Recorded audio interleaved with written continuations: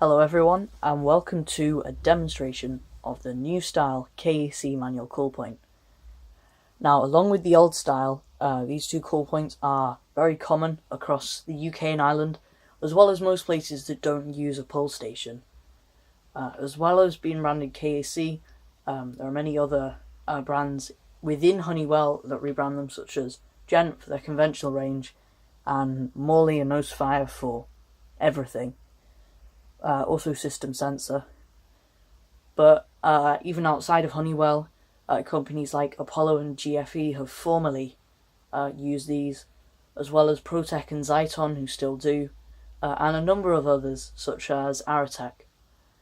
The call points themselves are very useful, they're very good to use, and they're very versatile. That's why they're so popular, especially for rebrands. And they're also very easy to activate and test, as I'm going to demonstrate. So to test them, if I zoom out, you simply need to take the key, which looks much like this, and insert it into the bottom of the call point all the way. Now you simply take the bottom cover of the call point and pull down on it. You can see the cover has come down quite easily, as well as the recessible element, which has slid down with it. You can see this now exposes a yellow strip of what I believe to just be printed, not paint, and that shows that the device is in alarm. And of course, if this was hooked up to a panel, the alarm would currently be sounding, and the call point would work.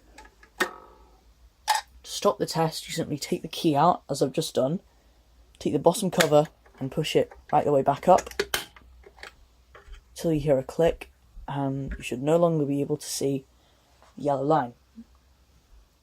Now, to activate these call points is again rather easy. This particular one has a recessible element in it, but thanks to the versatility of these call points, you can swap that out for a glass, as I'll demonstrate. So to activate them, you simply press, as you would, and the element again slides down, and that exposes the yellow strip. And to reset these, it is again really easy. You take the key, put it into the bottom as if you're going to test it, and you pull down the bottom cover, remove the key, and push the cover back up. The call point is now reset. Now, as I mentioned earlier, you can swap out the recessible element for a glass, and of course glass for recessible. And to do this, again, you put the call point into test mode, but this time you take down the bottom cover, like so, and just discard that somewhere. Make sure you know where it is discarded though, because you will need it. Take out the recessible element, you can discard that now, because we're not using it, and put the glass element where the recessible was. No need to change any switches or mouldings inside of it. It has provisions for both. And now that it's in like this, you simply push it back up, and the call point is ready to use as glass. And if I were to break the glass, again it would break in two and slide down, activating the switch. So to remove these call points from the back box, in this case, or anything you'd be using to flush mount it, again you have to put the call point in test mode and remove the bottom cover and the glass.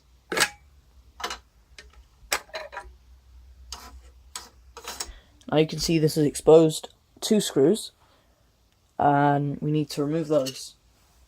Although the call point will likely fall out once those 2 screws are out. So please, although these call points are very cheap, don't drop them. Not a good idea. Screws are magnetic, which is helpful, although the screwdriver is rather bad. And you can see it's falling out. This exposes, of course, mountings on the back box, and also the very easy to use system with the terminals in the manual cool point, and you can see it is magnetic. Now on the back of the manual cool point you can see there are two things there which look like you should be able to slide something onto them. Well, you can. If I quickly go and get one of the terminal blocks, which I admittedly should have done earlier, you can see that it slides right in there. And the advantage of that is you can wire up the cool point and stuff without having this in the way, and then when it's ready to be installed you can simply take the terminal block, which would already be wired up, slide it in and mount the cool point. And of course, to actually do that, you do pretty much the opposite of what I've done. So you simply put your screw back and tighten the screws again.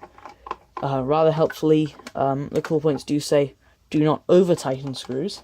I have done that and rendered a cool point unusable.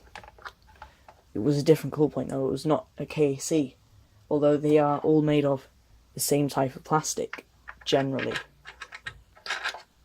which, whilst fire resistant, is also very brittle. And now you've got your screws in, you can take your recessible or glass element, I'm going to use the recessible, and put it back in as you would have done when you were swapping out the element with the cover again. Put it into the bottom, push up, and your cool point is now ready to use.